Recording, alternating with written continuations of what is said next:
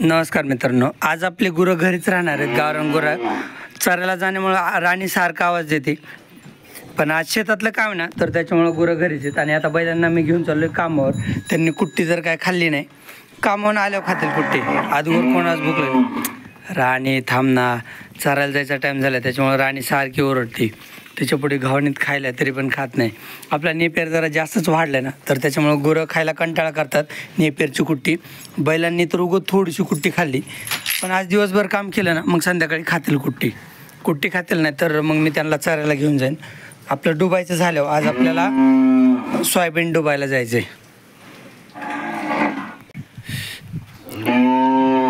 ही राणी सारखा आवाज येते ते बघा. तिथं ना राणीच्या पुढं कुट्टी तशी शिल्लक आहे, पण ती चरायला जाण्यामुळे सारखा आवाज देते. कुट्टी खायनाच कंटाळली. आता घरी महिना झाला घरीच आहे.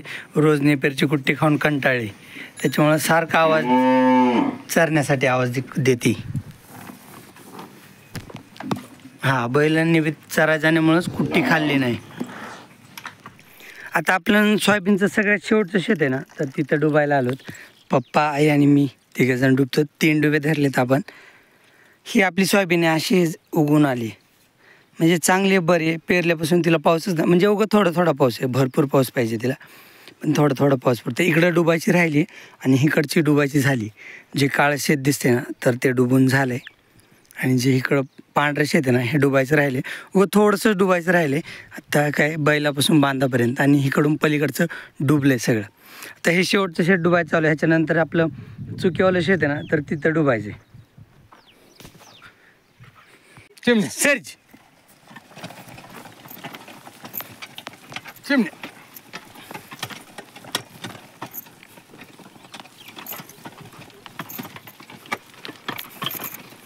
चिमणे चल रे. हाय काय चिमणी. आता आपल्या ज्या शेतात चुका होता ना, तर त्या शेतातलं डुबायचं चालू आहे. तर जस्ट सुरुवातच केली. 1 तास गेलो तर आलो. तर इथून पलीकडचं डाव्या साईडचं पूर्ण शेत डुबायचं राहिले. इथली सोयाबीन जरा जास्त मोठी. आता थोड्या वेळाने बैल घेऊन आम्ही आलो आपल्या शेडमध्ये पत्र्यात, कारण की बाहेर चालू आहे पाऊस. आपल्या पाऊस यायचा आणि डुबे धरायचा एकच मुहूर्त आला. इतके दिवस असा मोठा पाऊस नव्हता, आणि आपण आज डुबे धरले की आजच मोठा पाऊस आला. मोठा पाऊस म्हणजे वापसामोड झाली, पण बरं झालं. या पावसाची गरजच होती आपल्याला. चांगला पाऊस होता, ह्याची गरजच होती या पावसाची. पाऊस आला, पावसाने मध्येच घोटाळा केला. गुरांना 4 वाजताच खायला टाकलं होतं. जरशा 2 गाय चरायला गेलात. ही गाय आपण चरायला बांधत नाही जर्शी, म्हणजे आपण जवळ असतो तरच बांधतो, कारण की रस्ती तिचा पाय गुंततो सारखा, तर त्याच्यामुळे तिला चरायला बांधत नाहीत.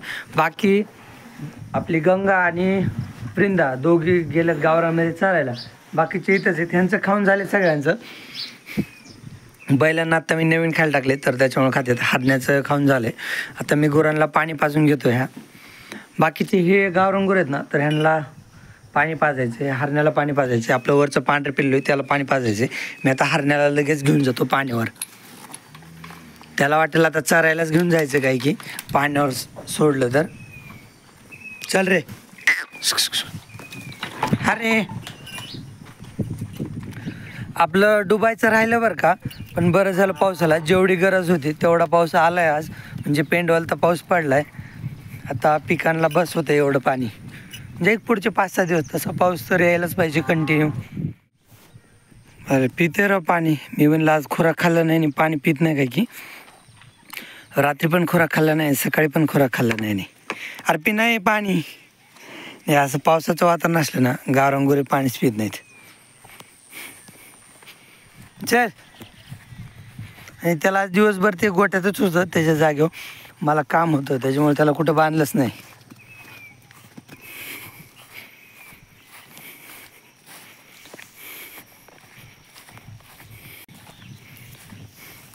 चल जागेवर. ह्याला लगेच बांधतो, कारण मला भरपूर काम आहेत. सगळे गावरान गुरं पाणी पाजायचे आहेत, त्याच्यामुळं ह्याला लगेच बांधणार मी जागेवर. चल इकडंच. अर्धा तासात जनावराला पाणी पाजण्यातच जातोय. महागला आली आणि इकडे देवशेनी. यांना सोडून एक एक हाव धावून न्यायचे, परत पाणी पाजायचे, रिटर्न आणायचे. आली चल ना, सोडून नेले ना चरायला मग काय टेन्शन नसतं. म्हणजे पाणी बी तिकडूनच पिऊन येतात. पण आज पावसाने घोटाळा केला राव. काल आलं असतं तरी जमलं असतं. ह्या पाणी पितात राव, दोघी पण पाणी पितात. आता हे गिरवाले सगळे पाणी पिणार.